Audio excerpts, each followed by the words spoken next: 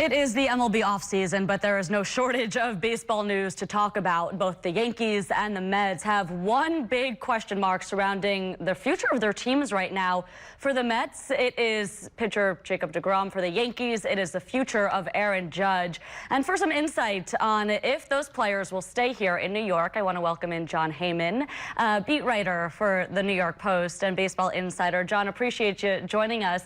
I want to start with Aaron Judge. I know you're fresh off the GM meetings in Vegas. What's the latest? What are you hearing about where his future will land him? Well, we still think the Yankees are probably the favorite, but we don't hear a ton at this point. We do know that the Giants are going to be in there pretty heavy. I don't think it's limitless money, but they do have big money. They've been very, very successful from a monetary standpoint, and they were very disappointed to go 500 this year after winning 107 games the previous year. So the Giants will be a big threat. You know, I know some people are thinking, well, it's his hometown team. That's going to be a big factor. I'm not so sure that it is. Aaron Judge lives in Tampa now. That is obviously the Yankee spring training site. He's from Linden, which is a few hours outside of the Bay Area. So I don't know if they have a home field advantage, but they do have money. They can compete. And to me, it looks like probably could be a two-horse race. But obviously, Aaron Judge is a terrific player, and you never knew who else might be involved. You know, when you think about those options, specifically SF and New York, Yankee Stadium, of course, is built for Aaron Judge. It has that short right porch. You don't get that in San Francisco. Plus, just I think the brand, the platform of being a New York Yankee is, something that you can't really put a price tag on. Do you think any of those things factor into where he'll end up? Yeah, I think you hit it really on the head. Those are huge factors. Certainly the legacy he is on a Hall of Fame path. I wouldn't say it's quite like Derek Jeter where he really could not leave. I do think there is a possibility he could leave, but for his legacy, he probably should stay. You're absolutely right about the home runs as well. San Francisco is 22nd last I checked in home run factor. Yankee Stadium, 4th. And certainly he does like to go to right field, and that certainly does help him. In San Francisco, very difficult to hit the opposite way for right-handed batters. So two huge factors that should weigh in the Yankees' favor. But, this is free agency. Money is normally the biggest factor. Yeah, what do you think that number will be when all is said and done? Well, I think it's going to begin with a 3. I think it's 300 million or more. I've seen predictions at 350 or 360.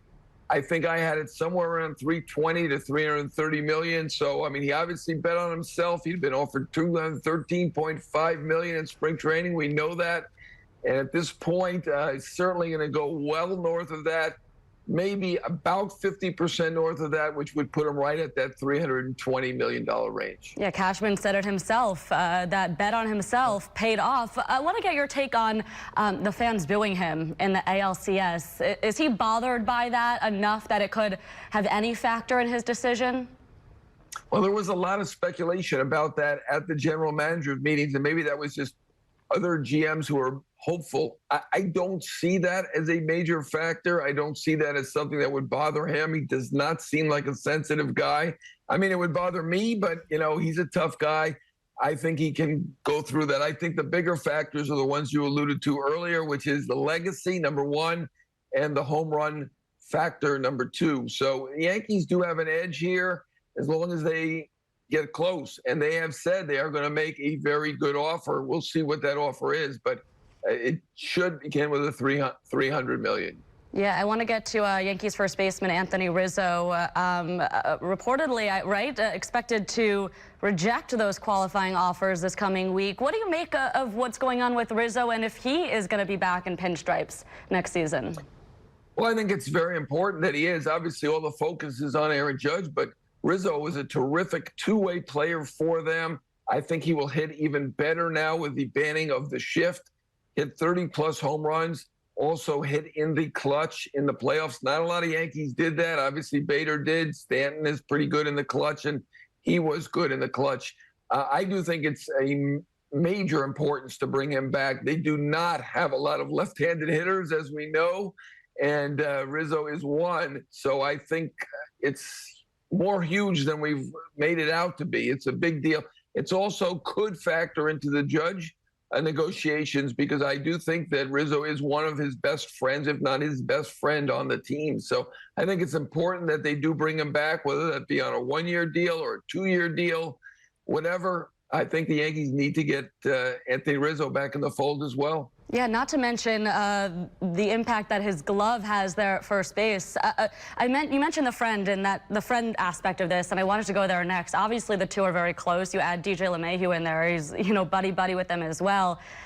Does what Rizzo did or could do give us any insight into what's going on in Judge's mind, perhaps? Well, if the Yankees lose Rizzo, I think that would be a negative toward the bringing back of Aaron Judge. I mean, certainly.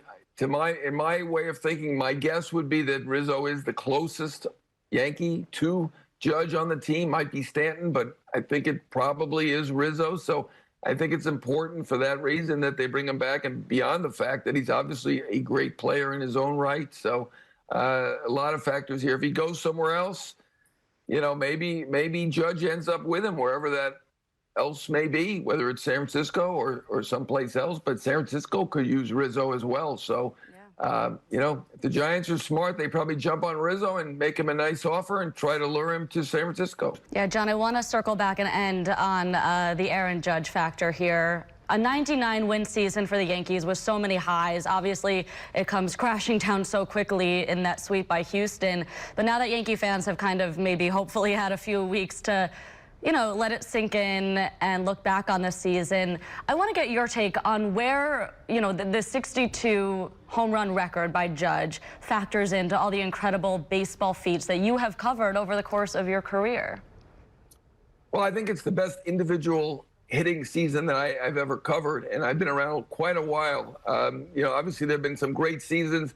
I'm not counting Barry Bonds because he was on steroids in his best season. So you take out the Bonds years and some of those other years, Sosa and McGuire, and Judge is the best year. And I mean, Judge threatened to win the Triple Crown as well, which none of those guys did, even on steroids. So to me, it was the greatest season that I ever covered individually. It certainly made the Yankees so interesting and so exciting this year, and it certainly made them a lot of money. And, I think they'll feel a little bit better about pumping up that $213.5 million to the $300 million range or more, because they did make a lot of money. Their ratings were great, and they sold a lot of merchandise, and they did win 99 games, which is kind of a symbolism because Aaron Judge is number 99. It was his season. Yeah, and he will likely be the MVP when those awards are announced on Thursday. Jon Heyman with the New York Post, thank you so much for coming on the show. We appreciate your time.